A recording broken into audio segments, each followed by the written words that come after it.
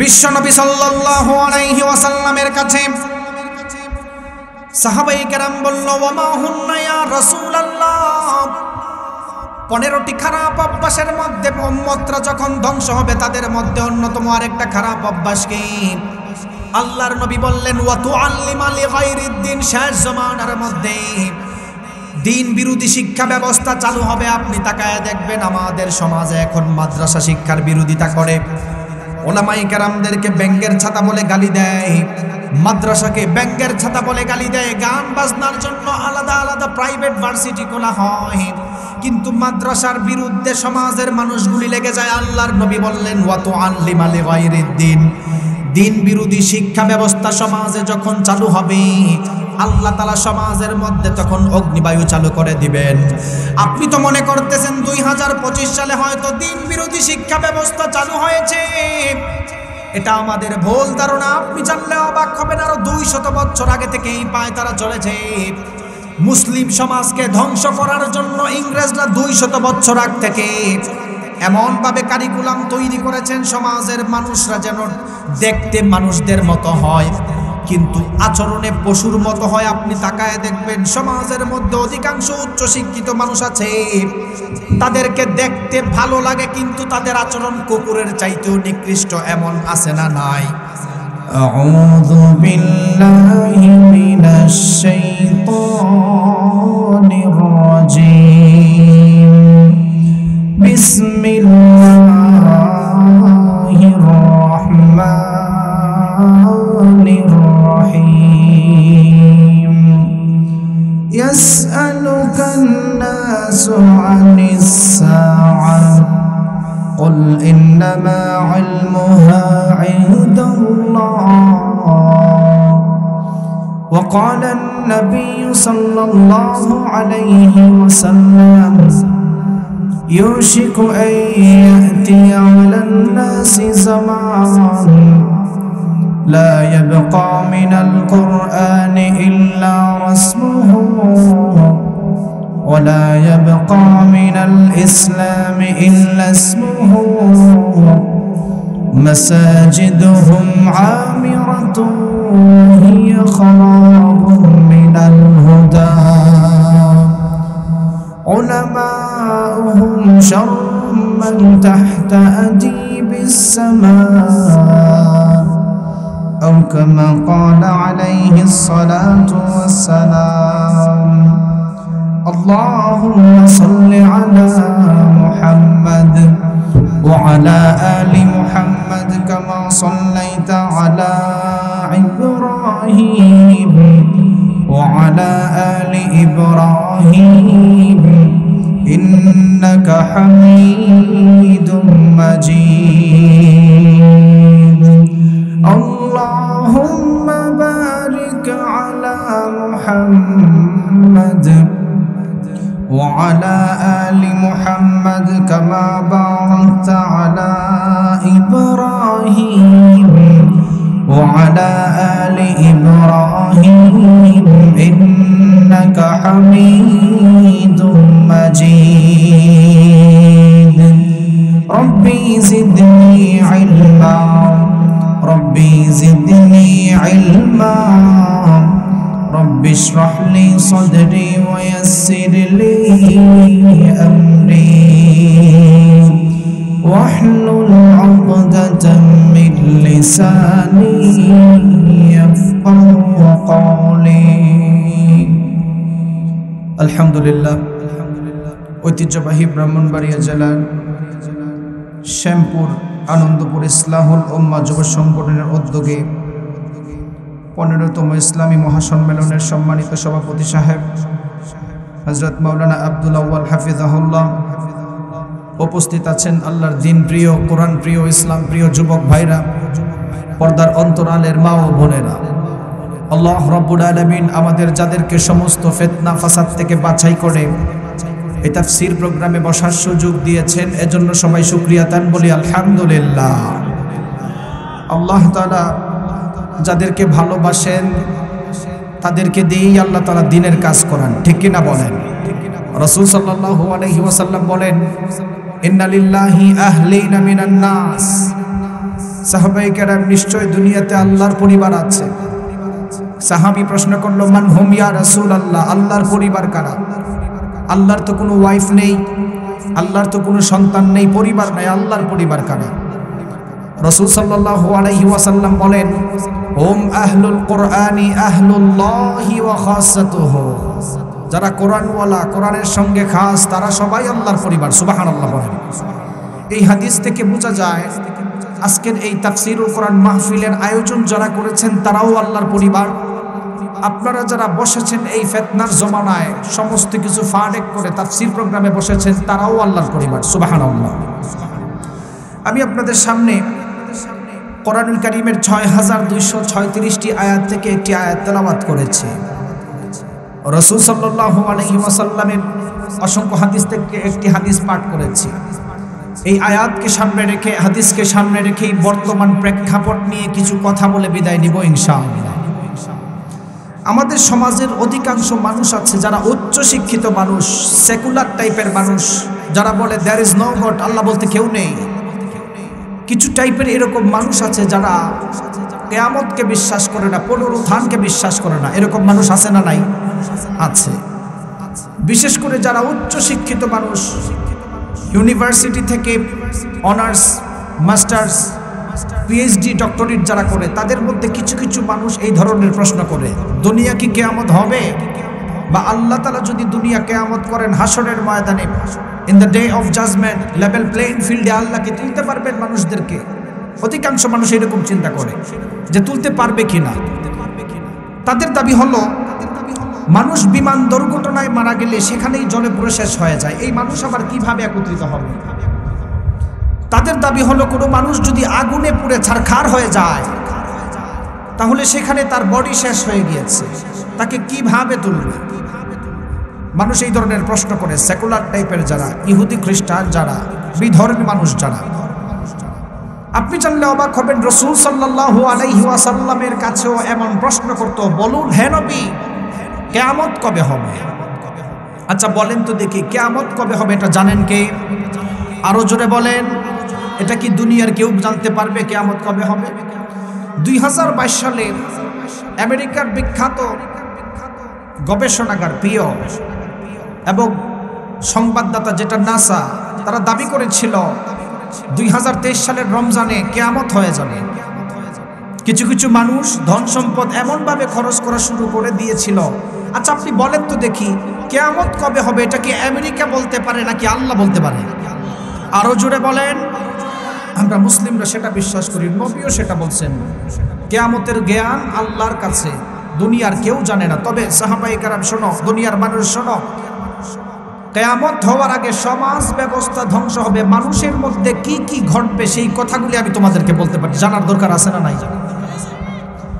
আমি আপনাদের সামনে এমন 15টি বিষয় তুলে ধরব যেই বিষয়গুলির নবী বলেছেন যখন সমাজের মধ্যে, উম্মতের মধ্যে 15টা খারাপ অভ্যাস বেড়ে যাবে, তখন আল্লাহ তাআলা জমিনের মধ্যে ফালিয়ারতাকিবুহু ইনদা যালিকা রিহান হামরা, অগ্নিবায়ু চালু করবেন, খাসফান ও মাসখান, মানুষদের চেহারা আল্লাহ তাআলা বিকৃত করে দিবেন। যেমন গত বছর ইউনাইটেড স্টেটস অফ আমেরিকার বিখ্যাত এক শহর লস অ্যাঞ্জেলস আগুনে পুড়ে ছারখার হয়ে গিয়েছে। আল্লাহ তাআলা যে বলছেন ফালিয়ারতাকিবুহু ইনদা যালিকা রিহান হামরা, যখন এই গুনাহগুলি বাড়বে আমি আল্লাহ অগ্নিবায়ু চালু করে মানুষদের উপর আযাব দেব। আল্লাহ রাব্বুল আলামিন কোরআন নাযিল করার মাধ্যমে দুনিয়ার মানুষদেরকে জানালেন, এই কোরআন নাযিল করার মাধ্যমে আল্লাহ সমস্ত কিছুর সমাধান দুনিয়ার মধ্যে দিয়েছেন। যেই মানুষগুলি দুনিয়ার মধ্যে চলাফেরা করা অবস্থায় কোরআনকে মানবে, কোরআনকে জানবে, কোরআন অনুযায়ী জীবন যাপন করবে, তাদেরকে আল্লাহ তাআলা জান্নাতের ফয়সালা দিয়েছেন, জান্নাতের রাস্তা দেখাইছেন। আর যেই মানুষগুলি দুনিয়ার মধ্যে চলাফেরা করা অবস্থায় কোরআনকে মানবে না, নবী রাসূল পাওয়ার পরে যারা নবী রাসূলকে মানে নাই, ওই মানুষদের সম্পর্কে রব্বুল আলামিন কঠিন হুঁশিয়ারি দুনিয়ার মধ্যে দিয়েছেন। আমাদের সমাজের অধিকাংশ মানুষ কোরআন পাওয়ার পরে কিয়ামতকে বিশ্বাস করে না।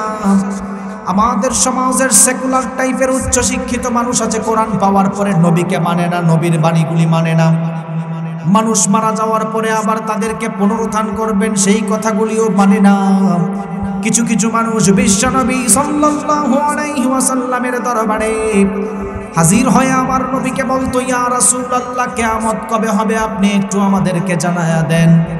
আল্লাহর নবী বললেন, কিয়ামত কবে হবে একমাত্র জানেন আল্লাহ, কিন্তু কিয়ামত হওয়ার আগে সমাজের মধ্যে 15টি খারাপ অভ্যাস, এমন একটা জমানার মধ্যে মানুষগুলি উপনীত হয়ে যাবে যেই জমানার মধ্যে লা ইয়াবকা মিনাল ইসলামি ইল্লা ইসমুহু, ইসলাম শুধু নামে থাকবে, ইসলাম কাজে থাকবে না। আপনি তাকায় দেখবেন আমাদের সমাজের মানুষ ইসলাম শুধু নামে মানে, ইসলাম কাজে মানতে চায় না, ঠিক কিনা? এরপরে আমার নবী বললেন, ওয়ালা ইয়াবকা মিনাল কুরআনি ইল্লা রাসমুহু, এমন একটা জমানার মধ্যে মানুষগুলি উপনীত হয়ে যাবে যেই জমানার মধ্যে কোরআন রসম থাকবে, কোরআন মানুষ ঠিক মতো পড়বে না। কোরআন পড়বে কিন্তু কোরআনের অর্থ বুঝবে না, কোরআন পড়তেও পারবে না, এমন সমাজ মানুষের মধ্যে আছেন। আল্লাহর নবী এই হাদিসের মধ্যখানের মধ্যে বললেন, মাসাজিদুহুম আমিরাতু ওয়া হিয়া খারাবুম মিনাল হুদা। ও সাহাবায়ে কেরাম, মসজিদের মধ্যে আল্লাহ তাআলা এমন একটা জমানার মধ্যে মানুষগুলি উপনীত হবে যেই জমানার মধ্যে মাসাজিদুহুম আমিরা ওয়া হিয়া খারাবুম মিনাল হুদা, মসজিদের বিল্ডিং বানানো নিয়ে মানুষদের মধ্যে বিরাট বড় দ্বন্দ্ব লেগে থাকবে, কে কার চাইতে বড় বিল্ডিং বানাতে পারে। আল্লাহর নবী বললেন, ওয়া হিয়া খারাবুম মিনাল হুদা, হেদায়েত শূন্য মসজিদ হয়ে যাবে। আপনি বলবেন, ও হুজুর, মসজিদ তো ইবাদত করার জায়গা, কেন হেদায়েত শূন্য হবে? আসলে শেষ জমানার মধ্যে মসজিদ যারা পর্যবেক্ষণ করবে, এলাকার সুদখোর আর ঘুষখোরগুলি যখন মসজিদের কমিটির মধ্যে ঢুকে যাবে, মসজিদের ইমাম সাহেব ঠিক মতো হক কথা বলতে পারে না তাদের ভয়ের কারণে, ঠিক কিনা? আল্লাহ নবী কথা বলছেন, ওয়া হিয়া খারাবুম মিনাল হুদা, মসজিদের হেদায়েত শূন্য হয়ে যাবে। কিভাবে? আপনি তাকায় দেখেন আমাদের বাংলাদেশে বর্তমানে ট্রেডিশন চলতেছে, কেউ যদি আজকের এই বাকাইলে 10তলা মসজিদ বানায়, তাহলে আপনাদের এই পাশের মজলিশপুরের মানুষ চিন্তা করবে, আমি ওনারা 10তলা বানাইছেন, আমি 20তলা বানাবো। আছে না এরকম প্রতিযোগিতা? কিন্তু আপনি দেখবেন অধিকাংশ মানুষ নামাজ পড়ে কিন্তু সুদের সাথেও লিপ্ত, এরকম আছে না নাই? অধিকাংশ মানুষ প্রথম কাতারে নামাজ পড়ে কিন্তু ইন্টারন্যাশনাল পরিমাণের ঘুষখোর, দালাল, ঠিক কিনা বলেন? অধিকাংশ মানুষ মসজিদের প্রথম কাতারে নামাজ পড়ে কিন্তু আপন ভাইয়ের জায়গা নিজের নামে লিখে দেয়, এরকম জালেম আছে না নাই? আছে। ওয়া হিয়া খারাবুম মিনাল হুদা। আপনি তাকায় দেখবেন আমাদের সমাজে বর্তমান সবগুলি মিলে যাচ্ছে। এবার সাহাবায়ে কেরাম আমার নবীকে বলল, ইয়া রাসূলুল্লাহ, উম্মত ধ্বংস হওয়ার আরেকটা অন্যতম আলামত কি? আল্লাহর নবী বললেন, ওয়াত্তুখিজাতিল কায়নাতু ওয়াল মাআজিফ, ও দুনিয়ার মানুষেরা, উম্মত তখন ধ্বংস হবে যেই জমানার মধ্যে মানুষ গান বাজনার সাথে লিপ্ত হয়ে যাবে, মানুষগুলি কোরআন পড়া ছেড়ে দিবে, গান বাজনার সাথে লিপ্ত হবে। আপনি তাকায় দেখবেন মানুষ এখন আর তাফসীর প্রোগ্রামে বসতে চায় না, গান বাজনার মধ্যে বেশি লিপ্ত থাকে, এমন আছে না নাই? অভাব নেই। ওয়াত্তুখিজাতিল কায়নাতু ওয়াল মাআজিফ, সমাজের উচ্চ শিক্ষিত মানুষ যারা, ওনারা এখন গর্ব করে বলে, ফজরের পরে আমার সন্তান এখন আর বক্তব্যে যায় না, ফজরের পরে সকালবেলা হারমোনিয়াম শিখে, গানের রেওয়াজ করে, এরকম ফ্যামিলি আছে না নাই? আচ্ছা বলেন তো দেখি, এইসব কারণে সমাজে গজব আসে কি আসে না? আপনি বলবেন, হুজুর, আল্লাহ তাআলা তো বাংলাদেশে এই পর্যন্ত কাউকে চেহারা বিকৃত করেন নাই। আরে আল্লাহ চেহারা বিকৃত করবে কি? মানুষই এখন আর মানুষ থাকতে চায় না, মানুষ দিন দিন জানোয়ার বনে যাচ্ছে, ঠিক কিনা বলেন? উদাহরণ দিয়ে শোনেন, আমেরিকার বিখ্যাত পপুলেশন গবেষণ যেটা কন্ট্রিবিউটার্স, গত 2 বছর আগে তারা জানিয়েছেন সারা পৃথিবীর 10টা হিংস্র প্রাণীর লিস্ট করা হয়েছে। কয়টা বলেন তো? সবাই বলেন। সারা পৃথিবীর 10টা হিংস্র প্রাণীর লিস্ট করা হয়েছে। এর মধ্যে 1 নাম্বার সর্বপ্রথম হচ্ছে মশা, যার কামড়ে সারা পৃথিবীতে 7.5 লক্ষ মানুষ মারা যায়, যাকে একটা থাপ্পড় দিলে তার হাড্ডি গুড্ডি ভেঙে যায়। দ্বিতীয় নাম্বার, সারা পৃথিবীর সবচাইতে ডেঞ্জারাস প্রাণী হচ্ছে মানুষ, যাদের দাঙ্গা হাঙ্গামার কারণে সারা পৃথিবীতে প্রায় 5.5 লক্ষ মানুষ মারা যায়। দ্বিতীয় নাম্বার, সারা পৃথিবীর সবচাইতে খারাপ প্রাণীর মধ্যে নাম লিখিয়েছেন সাপ, যার কামড়ে সারা পৃথিবীর মধ্যে 3.5 লক্ষ মানুষ প্রত্যেক বছর মারা যায়, বিশেষ করে আফ্রিকাতে, ব্রাজিলে। চতুর্থ নাম্বার, সারা পৃথিবীর সবচাইতে ডেঞ্জারাস প্রাণী হচ্ছে কুকুর, যাদের ঠিকমতো একটা কামড় লাগলে মানুষ পাগল হয়ে মারা যায়। আপনি বলবেন হুজুর এই গবেষণা আমাদেরকে বলে লাভ কি? এই গবেষণা আপনাদের বলে লাভ কি? আপনি শুনেন, আল্লাহ তাআলা কোরআনের মধ্যে বলছেন ওয়াত্তিনি ওয়াজ-যাইতুন ওয়া তুরি সিনিনা ওয়া হাযাল বালাদিল আমিন লাকাদ খালাকনাল ইনসানা ফি আহসানি তাকওয়িম। আল্লাহ তাআলা বলতেছেন আমি মানুষদেরকে উত্তম স্ট্রাকচার দিয়ে বানাইছি। আমার প্রশ্ন হচ্ছে, সারা পৃথিবীর খারাপ প্রাণী মশা হোক, দুঃখ নাই, সারা পৃথিবীর দ্বিতীয় নাম্বার খারাপ প্রাণী মানুষ কিভাবে আসে? মানুষ আর মানুষ থাকতে চায় না। আপনাদেরকে একটা জীবনের হিসাব বলি, যেহেতু বসছেন, আপনার জিন্দেগিটা কিভাবে বৃথা যাচ্ছে আমি আপনাদেরকে বলি, শোনেন। সবাই আমার সাথে কথা বলেন তো, আমাদের এভারেজ জিন্দেগি যদি 60 বছর হয়, মানুষ 60 বছর 70 বছর বেশি বাঁচে না, ঠিক কিনা বলেন? সবাই, এটা খুব গবেষণার বিষয়, একটু বুঝেন। কোনো মানুষ দুলনা থেকে মৃত্যু পর্যন্ত যদি 60 বছর জিন্দেগি পায়, কত বছর? কোনো মানুষ দুলনা থেকে মৃত্যু পর্যন্ত 60 বছর জিন্দেগিতে যদি প্রত্যেক দিন একটা কাজ 1 ঘন্টা করে কন্টিনিউ করে, তার জিন্দেগি থেকে 2.5 বছর চলে যায়। এই হিসাব অনুযায়ী, আধুনিক মেডিকেল সায়েন্সের দাবি অনুযায়ী, কোনো মানুষ যদি সুস্থ থাকতে চায় 60 বছর জিন্দেগিতে দুলনা থেকে মৃত্যু পর্যন্ত প্রত্যেক দিন ন্যূনতম 8 ঘন্টা ঘুমানোর প্রয়োজন। আধুনিক মেডিকেল সায়েন্সের দাবি। মেডিকেল সায়েন্সের ভাষ্য অনুযায়ী কোনো মানুষ যদি দুলনা থেকে মৃত্যু পর্যন্ত প্রত্যেক দিন 8 ঘন্টা করে ঘুমায়, তার 60 বছর জিন্দেগি থেকে 20 বছর শুধু ঘুমের মধ্যেই চলে গেল। কোনো মানুষ যদি দুনিয়ার মধ্যে চলাফেরা করতে চায়, ফ্যামিলি মেনটেন করতে চায়, তাহলে তার জিন্দেগিতে প্রত্যেক দিন 6 ঘন্টা ন্যূনতম কাজ করার প্রয়োজন। 6 ঘন্টা কাজ করতে গেলে 60 বছর জিন্দেগি থেকে মৃত্যু থেকে দুলনা থেকে মৃত্যু পর্যন্ত তার জিন্দেগিতে আরো 15 বছর চলে যায়। বুঝে থাকলে বলুন তো দেখি, 20 বছর যদি ঘুমে চলে যায়, 15 বছর যদি কাজে চলে যায়, কত বছর গেল? 35 বছর। 60 বছর জিন্দেগির মধ্যে 35 বছর শুধু কাজ আর ঘুমে চলে গেল। তৃতীয় নাম্বার আসেন, আমাদের বাঙালি জাতি এমন অলস জাতি, 1 কাপ চা খেতে গেলেই 2 ঘন্টা সময় লাগে, ঠিক কিনা বলেন? ধরে নিলাম আপনি 3 বেলা ভাত খান, খাবার খান, 2 ঘন্টা সময় লাগে টোটালি। 60 বছর জিন্দেগিতে যদি 2 ঘন্টা খাবারে ব্যয় করেন, তাহলে এখানে 5 বছর চলে গেল। 35 আর 5 কত? আরো জোরে বলেন। আর আমাদের বাঙালি জাতি এমন অলস জাতি, এমনভাবে গীবত করা শুরু করে, প্রত্যেক দিন সারাদিন ন্যূনতম 2-3 ঘন্টা মানুষের নামে শুধু বদনামি করে, ঠিক কিনা বলেন? তাহলে এই 60 বছর জিন্দেগি বৃথা গেল কি গেল না? আপনি যদি 60 বছর জিন্দেগিকে ঘুমে আর কাজের মধ্যে চলে যাচ্ছে বৃথা মনে হচ্ছে, মনে রাখবেন আল্লাহর কোরআন, রাসূল সাল্লাল্লাহু আলাইহি ওয়াসাল্লামের আদর্শ অনুযায়ী যারা চলাফেরা করতে পারবে, তার 60 বছর জিন্দেগির মধ্যে 20 বছর যে ঘুমটাও ইবাদত হয়ে যাবে। সুবহানাল্লাহ। আল্লাহ রাব্বুল আলামিন কোরআন নাজিল, ওয়া নাহশুরুহু ইয়াউমাল কিয়ামাতি আ'মা ক্বালা রাব্বি লিমা হাশারতানি আ'মা ওয়া ক্বাদ কুনতু বাসীরা ক্বালা কাযালিকা আতাতকা আয়াতুনা ফানাসিতাহা ওয়া কাযালিকাল ইয়াউমা তুনসা। আল্লাহ রাব্বুল আলামিন এই আয়াতের মধ্যে দুনিয়ার মানুষদেরকে সুন্দর করে জানালো, যাদের কাছে কোরআন পাওয়ার পরে কোরআনকে মানে নাই, নবী রাসূল যাওয়ার পরে নবী রাসূলকে মানে নাই। ওয়ামান আ'রাদা আন যিকরি ফাইন্না লাহু মাঈশাতান দানকা, ওই মানুষটাকে মাঈশাতান দানকা এর ব্যাখ্যায় মুফাসসিরিনে কেরাম সুন্দর করে জানালো, ওই মানুষটা কখনো দুনিয়ার মধ্যে সুখ শান্তি খুঁজে পাবে না। মাঈশাতান দানকা এর দ্বিতীয় নাম্বার ব্যাখ্যায় মুফাসসিরিনে কেরাম আরো সুন্দর করে জানিয়ে দিলেন, যেই মানুষগুলি নবী রাসূল পাওয়ার পরে নবী রাসূলদেরকে মানে নাই, আল্লাহর কোরআন পাওয়ার পরে আল্লাহর কোরআনকে ব্যাঙের ছাতা বলে গালি দিয়েছে, মাদ্রাসাকে যারা ব্যাঙের ছাতা বলে গালি দিয়েছিলেন, মারা যাওয়ার পরে কবরে রাখার সঙ্গে সঙ্গে তাদের কবরটাকে সংকীর্ণ করা হবে। তৃতীয় নাম্বার শাস্তি সম্পর্কে রব্বুল আলামিন সূরাতুত তাহা এর মধ্যে মানুষদেরকে জানানো, ওয়া নাহশুরুহু ইয়াউমাল কিয়ামাতি আ'মা, ওই মানুষদেরকে আল্লাহ তাআলা হাসরের ময়দানে অন্ধ অবস্থায় মানুষদেরকে লাঞ্ছিত করে তুলবেন।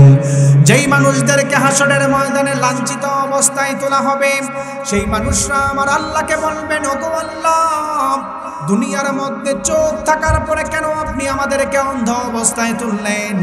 আপনি তো চিন্তা করেন নাই আল্লাহ তাআলা আপনাকে কেমন নিয়ামত দিয়েছেন, আপনার বডির মধ্যে আল্লাহ কেমন নিয়ামত দিয়েছেন। আপনাকে চলার জন্য আল্লাহ তাআলা ব্রেইনের মধ্যে 86 বিলিয়ন নিউরন দান করেছেন। আপনাকে চলার জন্য আল্লাহ তাআলা দুনিয়ার মধ্যে কত নিয়ামত দিয়েছেন, ব্রেইন দিয়েছেন, অক্সিপিটাল লব দিয়েছেন, স্পাইনাল কর্ড দিয়েছেন। মানুষরা সেদিন বলবেন, ওগো আল্লাহ, ওয়াকাদ কুনতু বাসীরা, দুনিয়ার মধ্যে চোখ থাকার পরে কেন আপনি আমাদেরকে অন্ধ অবস্থায় তুললেন? আল্লাহ তাআলা তাদের ব্যাপারে সূরাতুত তাহা এর মধ্যে মানুষদেরকে জানালেন, দুনিয়ার মধ্যে আল্লাহর কোরআন পাওয়ার পরে কোরআন মানো নাই, নবী রাসূল পাওয়ার পরে নবী রাসূলদেরকে মানো নাই, উলামায়ে কেরামরা কিয়ামতের বিভীষিকা বলেছেন সেটাও তুমি বিশ্বাস করো নাই। এই কারণে কিছু মানুষদেরকে হাসরের ময়দানে, কাল হাসরের ময়দানে অন্ধ অবস্থায় তোলা হবে। কিছু কিছু মানুষ আল্লাহকে বলবেন, আল্লাহ, দুনিয়াতে তো আমার চোখ ছিল, আপনি সব দিয়েছেন, বিশেষ করে আপনি তো জানেন না আপনার বডি স্ট্রাকচারের মধ্যে আল্লাহ কত কোটি টাকার নিয়ামত দিয়েছেন, আপনি চিন্তা করেন না। ব্রেইন, আপনার যে ব্রেইন, আমি কথা বলতেছি, আমার ব্রেইনে একটা সেল আছে, সেল বলতে নিউরন, সংক্ষেপে এটা সেল বলতেছি, এক্সচেঞ্জ সেন্টার। আমাদের ব্রেইন, আপনার সাধারণ ব্রেইন 250 গ্রাম, এটার মধ্যে আল্লাহ তাআলা 86 বিলিয়ন নিউরন দিয়েছেন। সুবহানাল্লাহ বলেন। 86 বিলিয়ন নিউরন এত দামি। আমি যে কথা বলতেছি, আমার কোনো একটা নিউরন আমার কাছে পাস করতেছেন, আমার মুখ দিয়ে কথা বের হচ্ছেন, কণ্ঠের 27টা স্তর ভেদ করে আসতেছে। আপনি যে শুনছেন, আপনার 86 বিলিয়ন নিউরনের কোনো একটা নিউরন কাজ করে আমার কথাগুলি আপনি অ্যাকসেপ্ট করতেছেন। আপনি চিন্তা করতে পারেন নাই, জাস্ট 1 সেকেন্ডের জন্য যদি আল্লাহ তাআলা কারোর নিউরনের ক্ষমতা বন্ধ করে দেয়, ওই মানুষটা পাগল হয়ে যাবে। আপনারা যারা হসপিটালে যান দেখবেন, বিভিন্ন সময় শরীর অসুস্থ থাকলে তাদেরকে রক্ত পরীক্ষা দেয়, RBC, red blood cell, WBC, white blood cell. আল্লাহ তাআলা আপনার শরীরে শুধু রক্তকে ঠিক রাখার জন্য, আবহাওয়াকে ঠিক রাখার জন্য, আপনি যে অক্সিজেন নিচ্ছেন পাস করার জন্য রেড ব্লাড সেলের সংখ্যা আল্লাহ তাআলা 2500 কোটি দান করছেন। সুবহানাল্লাহ বলেন। যেই রক্তের সেল মারা গেলে মানুষ নিঃস্ব হয়ে যায়। হাজার হাজার কোটি টাকার মালিক আপনি যদি in terms of wealth and money হাজার হাজার কোটি টাকার মালিক হন, দুনিয়াতে কোনো কাজে আসবে না যদি আল্লাহ তাআলা রক্ত তৈরি করার সেলগুলি ধ্বংস করে দেয়। হোয়াইট ব্লাড সেল আছেন প্রায় 2500। আপনি কি চিন্তা করেন না আল্লাহ তাআলা কেন দুনিয়াতে পাঠাইছেন? যে কথা বলতেছিলাম, আমার বিষয় আসি। অধিকাংশ নাস্তিকরা মনে করে তারা হাসরের ময়দানে তাদেরকে আল্লাহ তাআলা তুলতে পারবে না, তাদেরকে ধরতে পারবে না। কিছু কিছু মানুষ বলে আল্লাহ তাআলা তাদেরকে পুনরুত্থান করতে পারবে না, তারা তো মাটির সাথে মিশে যায়। আমি বিশ্ববিদ্যালয়ে থাকা অবস্থায় আল খালিক ওয়া ইলমুল কাউনিয়াত, স্রষ্টা ও সৃষ্টি তত্ত্বের উপর থিসিস করার সময় একটা বিষয় আমি তুলে ধরেছিলাম। 1900 সালের পরে এক বিজ্ঞানী দাবি করেছেন, মানুষ মারা যাওয়ার পরে কখনো কখনো তাদের শরীরের অংশ পাথর কিংবা লোহাও হয়ে যায়। বিজ্ঞান দাবি করেছেন। 1900 সালে যখন এই বিজ্ঞানী এই থিওরি সমাজের মধ্যে প্রচার করেন, তাকে নোবেল দেওয়া হয়েছিল। নোবেল যারা পায় তাদের একটা অন্যতম বৈশিষ্ট্য থাকতে হয়, যাদেরকে নোবেল পুরস্কার দিবেন তারা কখনো মিথ্যা থিসিস লিখতে পারবে না, কারোর থেকে আনতে পারবে না, নির্ভরযোগ্য থিসিস লাগবে, চুরি করা যাবে না। ওই বিজ্ঞানী এটা নিয়ে থিসিসের মধ্যে সে নোবেল পেয়ে গেছে, সারা দেশ তোলপাড় হয়ে গেছে। মুসলিম কনফারেন্সের মধ্যে সেদিন মুসলিম দার্শনিক আলেম সেদিন তুলে ধরেছিলেন, আমি থিসিসটা লিখছি এটার উপর। আল্লাহ তাআলা কোরআনুল কারীমের সূরাতুল বনী ইসরাঈলের 50 নম্বর আয়াতের মধ্যে একটা ইশারা দিয়েছেন, কুল, হে নবী আপনি বলেন, কুনু হিজারাতান আও হাদিদা, মানুষ যদি মারা যাওয়ার পরে তাদের শরীরের অংশ কখনো কখনো যদি লোহা কিংবা পাথর হয়, আমি আল্লাহ তাআলা তোলার সক্ষমতা রাখি। সুবহানাল্লাহ বলেন। আপনি বুঝতে পারছেন আল্লাহ তাআলা কি সূক্ষ্ম জ্ঞান দিয়েছেন মানুষদেরকে, কি সূক্ষ্ম জিনিস বলছেন। বিজ্ঞানী এই বিষয়ের উপর রিসার্চ করে সে চুরি করে থিসিস নিছেন নিজের নাম দিয়ে। কিছুদিন পরে যখন ধরা পড়ছেন, কোরআন থেকে নোবেল বাতিল। আপনি বুঝতে পারছেন আপনি কেমন মুসলমান? আপনি তো চিন্তা করেন না, আপনি আপনার সিভিলাইজেশন সম্পর্কে জানেন না। আপনি the enduring legacy of Muslim civilisation খুলে দেখবেন, এই পৃথিবীর অধিকাংশ উন্নত মুসলিম ডক্টর থেকে হয়েছেন। সুবহানাল্লাহ বলেন। আমার বিষয় সেটা না, তারপরেও বলতেছে অধিকাংশ মানুষ আছে ওলামায়ে কেরামদেরকে দেখলে নাক ছিটকায়, কিছু কিছু নাস্তিক মার্কা মানুষ আছে ওলামায়ে কেরামদেরকে ব্যাকডেটেড বলে গালি দেয়। এরকম কুলাঙ্গার আছে না নাই? আমাদের সমাজের উচ্চ শিক্ষিত যারা আছেন ভালো করে শোনেন, এই দুনিয়ার অধিকাংশ সায়েন্স বলেন, যত কিছু আছে, মেডিকেল বলেন, আলেমরা তৈরি করেছেন, আলেমরা তৈরি করেছেন। আপনারা ইতিহাস বলে গিয়েছেন, ঠিক কিনা? উদাহরণ দিই, আমি চাপার জুড়ে বলতেছি না, আমার থিসিস এখনো অনলাইনে আছে, আল খালিকু ওয়া ইলমুল কাউনিয়াত থিসিস আছে অনলাইনে, পড়ে দেখবেন। স্পেনের ক্ষমতা যখন মুসলিমদের কাছে ছিল, আচ্ছা আপনারা বলেন, আপনাদেরকে প্রশ্ন করি, আমার আলোচনা বুঝতেছেন তো সবাই? যদি খারাপ লাগে বলবেন, আমি বোঝানো আমার দায়িত্ব। আচ্ছা বলেন তো দেখি, আমরা অসুস্থ হলে হসপিটালে যাই কি যাই না? কে কে যান না হাত তুলেন? না, ওই যে একজন যায় না, উনি ভুল করছে, ভুল। অসুস্থ হলে সবাই হসপিটালে যায়, ঠিক কিনা বলেন? আচ্ছা বলেন তো দেখি, এই চিকিৎসা বিজ্ঞান তৈরি করার লোকে কেউ বলতে পারবেন এখানে? না, আল্লাহ তাআলা তো সব সোর্স দিয়েছেন, মানুষকে তৈরি করছেন, বলেন। বুঝতেছেন না? এই চিকিৎসা বিজ্ঞান দুনিয়ার মধ্যে প্রকাশ করছেন কে? কোন মানুষ? কে বলতে পারবেন? অধিকাংশ মানুষ উত্তর দিবেন যে হুজুর এটা তো চিকিৎসা মনে হয় কোনো ইহুদি খ্রিস্টান তৈরি করে গেছে। কি বলেন আপনারা?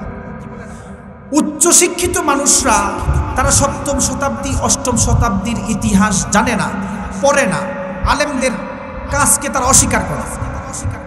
আপনাদেরকে উদাহরণ দেই, ভালো করে বুঝুন। The enduring legacy of Muslim civilisation খুলে দেখবেন, এই দুনিয়াতে চিকিৎসা বিজ্ঞান সর্বপ্রথম উৎপন্ন করেছেন একজন মুহাদ্দিস, বড় আলেম, যাকে স্পেনের বড় ডক্টর বলা হয়, আবুল কাসেম আল জাহরাবি রহমতুল্লাহ আলাইহি। সুবহানাল্লাহ। স্পেনের ক্ষমতা যখন মুসলিম থেকে চলে যায়, ল্যাটিনরা এসে আরবি কিতাবগুলিকে নিজের ভাষায় লিখে তারা নিজের নামে ক্রেডিট নিয়ে নিয়েছেন, যেই কারণে মুসলিম সভ্যতা তথ্য ষড়যন্ত্রে ফেসে আছে, ঠিক কিনা বলেন? আবুল কাসেম আল জাহরাবি রহমতুল্লাহ আলাইহি যখন সর্বপ্রথম শল্য চিকিৎসা পৃথিবীতে তৈরি করেছিলেন, দাঁতের ট্রিটমেন্টের উপরে উনি 250 যন্ত্র পৃথিবীতে বানাই গেছেন। এখনো পর্যন্ত আমাদের দেশের ডক্টর সাহেব MBBS FRCS ডক্টরেট যদি করে, তারা আবুল কাসেম আল জাহরাবি রহমতুল্লাহি আলাইহির থিসিস পরেই ডক্টর হয়। আলহামদুলিল্লাহ বলেন। এবার আসেন বিকৃত কোথা থেকে আসে। আবুল কাসেম আল জাহরাবি রহমতুল্লাহ আলাইহি যখন চিকিৎসা বিজ্ঞান সর্বপ্রথম উন্নত করেন, 30 খণ্ডের বই লিখেছেন। উনার কাছে বিভিন্ন মানুষ চিকিৎসা নেওয়ার জন্য যেত, কারণ স্পাইনাল কর্ডে সমস্যা, কারণ ব্রেইনের অক্সিপিটাল লবে সমস্যা, কারণ ব্রেইনের নিউরন গরম হয়ে যায়, এক্সচেঞ্জ সেন্টার হিট হয়ে যায়, কারোর পায়ের গোড়ালি ব্যথা করে, উনার কাছে যেত, উনি চিকিৎসা দিতেন। প্রেসক্রিপশনে বিসমিল্লাহ লিখতেন। কি লিখতেন? বিসমিল্লাহ। কিন্তু দুঃখজনক বিষয় হচ্ছে আমাদের সমাজের বর্তমান আধুনিক ডক্টর, বাহিরের দেশে MBBS FCPS FRCS ডক্টরেট করার পরে মুসলিম ডক্টররা দেখবেন প্রেসক্রিপশনের কর্নারে RX লিখে, আছে না? এরকম দেখছেন কেউ? RX অনেকে দেখছেন, এটা অসচেতন দেখছেন, কোনোদিন প্রশ্ন করেন নাই। প্রেসক্রিপশন দিয়েছেন, আপনি টাকা নিয়ে চলে গেছেন যে ওষুধ দেন। কোনোদিন কি আপনি ডক্টর সাহেবকে জিজ্ঞেস করছেন, স্যার নাপা দিচ্ছেন, ডম্পেরিডন দিচ্ছেন, সব কিছু দিলেন, প্রেসক্রিপশনের কর্নারে যে RX লিখলেন, এটা কিসের ওষুধ জিজ্ঞেস করছেন? কোনোদিন করেন নাই। শোনেন আপনার ইতিহাস। আবুল কাসেম আল জাহরাবি রহমতুল্লাহ আলাইহি বিসমিল্লাহ দিয়ে যখন প্রেসক্রিপশন লিখতেন, এটা ইহুদি খ্রিস্টানদের আর ভালো লাগতো না, কারণ এটা মুসলিম সভ্যতা। ল্যাটিনরা এসে বিসমিল্লার বদলে RX লিখেছেন। RX এর মিনিং হচ্ছে ওই জমানার মিশরীয় গ্রিক দেবীকে মনে করা। তাদের আকীদা ছিল, কোনো মানুষ যদি মিশরীয় গ্রিক দেবীর কাছে বছরে একবার গিয়ে সেজদা দেয় বা তার কথা স্মরণ করে, ওই মানুষ আর কখনো অসুস্থ হবে না। নাউজুবিল্লাহ বলেন। সুস্থতা দেওয়ার মালিককে, অসুস্থতা দেওয়ার মালিককে। আমি আজকের এই তাফসীরুল কোরআন মাহফিল থেকে উদারত আহ্বান জানাই, আমাদের বাংলাদেশের মুসলিম ডক্টররা যদি বাহিরের দেশে MBBS FCPS FRCS এর ডক্টরেট করে, আমার দেশের রত্ন, ঠিক কিনা বলেন? আমাদের পক্ষ থেকে দাবি হবে, ইহুদি খ্রিস্টানদের চাল RX কে বাদ দিয়ে এখন থেকে প্রেসক্রিপশনের মধ্যে বিসমিল্লাহ দিয়ে দেওয়া চাই, ঠিক কিনা বলেন? ইহুদি ডাক্তার কি দিল আমার দেখার বিষয় না, খ্রিস্টান ডক্টর RX লিখলো কি লিখলো না আমার দেখার বিষয় না, কারণ তাদের আকীদা হচ্ছে সেটা মিশরীয় গ্রিক দেবী। আমরা দাবি করব আমাদের মুসলিম ডক্টর যারা আছেন, এখন থেকে বিসমিল্লাহ দিয়ে প্রেসক্রিপশন দিন। রাজি আছি না সবাই? বিশ্বনবী সাল্লাল্লাহু আলাইহি ওয়াসাল্লামের কাছে সাহাবায়ে কেরাম বলল, ওয়া মা হুন্না ইয়া রাসূলুল্লাহ, 15টি খারাপ অভ্যাসের মধ্যে উম্মতরা যখন ধ্বংস হবে, তাদের মধ্যে অন্যতম আরেকটা খারাপ অভ্যাস কি? আল্লাহর নবী বললেন, ওয়া তুআল্লিমা লিগাইরিদ দ্বীন, শেষ জামানার মধ্যে দিন বিরোধী শিক্ষা ব্যবস্থা চালু হবে। আপনি তাকায় দেখবেন আমাদের সমাজে এখন মাদ্রাসা শিক্ষার বিরোধিতা করে, ওলামায়ে কেরামদেরকে ব্যাংকের ছাতা বলে গালি দেয়, মাদ্রাসাকে ব্যাংকের ছাতা বলে গালি দেয়, গান বাজনার জন্য আলাদা আলাদা প্রাইভেট ভার্সিটি খোলা হয়, কিন্তু মাদ্রাসার বিরুদ্ধে সমাজের মানুষগুলি লেগে যায়। আল্লাহর নবী বললেন ওয়া তুআল্লিমা লিগাইরিদ্দিন, দিন বিরোধী শিক্ষা ব্যবস্থা সমাজে যখন চালু হবে আল্লাহ তাআলা সমাজের মধ্যে তখন অগ্নিবায়ু চালু করে দিবেন। আপনি তো মনে করতেছেন 2025 সালে হয়তো দিন বিরোধী শিক্ষা ব্যবস্থা চালু হয়েছে, এটা আমাদের ভুল ধারণা। আপনি জানলে অবাক হবেন, আরো 200 বছর আগে থেকে এই পায় তারা চলেছে। মুসলিম সমাজকে ধ্বংস করার জন্য ইংরেজরা 200 বছর আগ থেকে এমনভাবে কারিকুলাম তৈরি করেছেন সমাজের মানুষরা যেন দেখতে মানুষদের মতো হয় কিন্তু আচরণে পশুর মতো হয়। আপনি তাকায় দেখবেন সমাজের মধ্যে অধিকাংশ উচ্চ শিক্ষিত মানুষ আছে, তাদেরকে দেখতে ভালো লাগে কিন্তু তাদের আচরণ কুকুরের চাইতেও নিকৃষ্ট, এমন আছে না নাই? উদাহরণ দিই, দিন বিরোধী শিক্ষা ব্যবস্থা, মাদ্রাসা শিক্ষার বিরোধিতা যে করবে, এটা আপনি মনে করছেন 2025 সালে বা শেখ হাসিনা করে গেছে? আপনি কি মনে করেন? শেখ হাসিনার একটা মাধ্যম ছিল বা বিভিন্ন দেশে দিন বিরোধী শিক্ষা ব্যবস্থা চালু হয়েছে, সরকার মাধ্যম ছিল, কিন্তু 200 বছর আগে শিক্ষা ব্যবস্থা যে ধ্বংস করতে হবে এটা তারা ভালো করে বুঝছেন। উদাহরণ দিলে বুঝতেন, এই উপমহাদেশ যখন ইংরেজরা রাজত্ব করেছেন 190 বছর, কত বছর? আরো জোরে 190 বছর। ইস্ট ইন্ডিয়ার মাধ্যমে 100 বছর সরাসরি তারা রাজত্ব করছে, 90 বছর সরাসরি ইংরেজদের রাজত্ব ছিল। ইংরেজরা যখন এই দেশ থেকে চলে যায় বা আসার আগে আপনি জানলে অবাক হবেন, সাবকন্টিনেন্টাল দেশ বাংলাদেশ সহ ইংরেজরা যখন এই দেশে আসে, বাংলাদেশ সহ সাবকন্টিনেন্টাল দেশ সারা পৃথিবীর মধ্যে ধনীর মধ্যে আমরা 7 নম্বর ছিলাম। কত নম্বর? আর এখন গরিবের কোনো হিসাবই নাই। আমরা ইংরেজরা এত পরিমাণ ধন সম্পদ আমাদের থেকে চুরি করে নিয়ে গেছেন, বর্তমান বাজার রেটে 47 ট্রিলিয়ন ডলার বাজার রেট, ওই সময় তারা চুরি করে নিয়ে গেছেন। কার থেকে নিয়েছেন জানেন হযরত? কার থেকে নিয়েছেন? কোনো ইহুদি খ্রিস্টানের ধন সম্পদ চুরি করে নাই, তারা মুসলিম নবাবদের ধন সম্পদ চুরি করে 47 ট্রিলিয়ন চুরি করে নিয়েছে, শুধু মুসলিম সমাজকে ধ্বংস করার জন্য। তারা যখন ইংরেজরা চলে যায় আমাদেরকে ছেড়ে 190 বছর রাজত্ব করার পরে, তাদের উপরের পর্যায়ের কর্নেল তাদেরকে প্রশ্ন করেছিল, এই উপমহাদেশের মধ্যে সবচাইতে বেশি প্রভাব কি একটু বলো তো? ওনারা বলেছিলেন এই উপমহাদেশের মধ্যে সবচাইতে বেশি প্রভাব ইসলামের। সুবহানাল্লাহ বলেন। 1800 সালে তারা চিন্তা করছেন, 1900 সালে চিন্তা করছেন, গোল্ড জিহের নামের একজন ইহুদি, জোসেফ শেখ নামের একজন ইহুদি, আমি বিশ্ববিদ্যালয়ে থাকাকালীন প্রফেসর ডক্টর রশিদ জাহিদ হাফিজাহুল্লাহ একটি কিতাব পড়িয়েছেন, আল কোরআন ওয়াল মুস্তাশরিকুন। আরবিতে যাকে মুস্তাশরিকিন বলে, বাংলাতে তাকে প্রাচ্যবাদ বলে, ইংলিশে তাকে ওরিয়েন্টালিস্ট বলে। হযরত চলে আসছেন, আমি ছেড়ে দিব, আলোচনা এখানেই শেষ। হযরত গবেষণামূলক আলোচনা করে আমি শেষ করে দিই 1 মিনিট, হযরতকে দেখে 1 মিনিট আমি শেষ করে দিই। বিশ্ববিদ্যালয়ে থাকা অবস্থায় আল কোরআন ওয়াল মুস্তাশরিকুন প্রাচ্যবাদের চক্রান্ত নিয়ে আমাদেরকে পড়াইছেন। প্রাচ্যবাদের চক্রান্ত, এই যে আল্লাহওয়ালা মানুষ, ওনাদেরকে মানুষ কেন দেখতে পারে না, বা এই উপমহাদেশের ওলিয়া উলিয়াদেরকে মানুষ কেন গালি দেয়, আজকে নতুন তথ্য দিয়ে যায় শুনুন। আমাদের দেশের অধিকাংশ মানুষ চিন্তা করছেন, অক্সফোর্ডে পড়াশোনা করে আসার পরে মাদ্রাসার হুজুরকে কাঠমুল্লা বলে গালি দেয়, আছে না এরকম? মসজিদের ইমাম সাহেবকে ধমক মারে, মাদ্রাসার হুজুরদেরকে বলে এরা কি জানে। আপনি শোনেন, উচ্চশিক্ষিত যারা আছেন মাইক দিয়ে শুনেন। আল কোরআন ওয়াল মুস্তাশরিকুন যখন আমরা পড়ি, 1802 সালে মুসলিমদের উপর ক্ষোভ রেখে একজন ইহুদি লেখক গোল্ড জিহেড, 1903 সালে জোসেফ শেখ, ওনারা বই লিখেছেন origin of Muhammadan jurisprudence, aspect of Islamic civilisation Mr Arberry and introduction to Islamic law.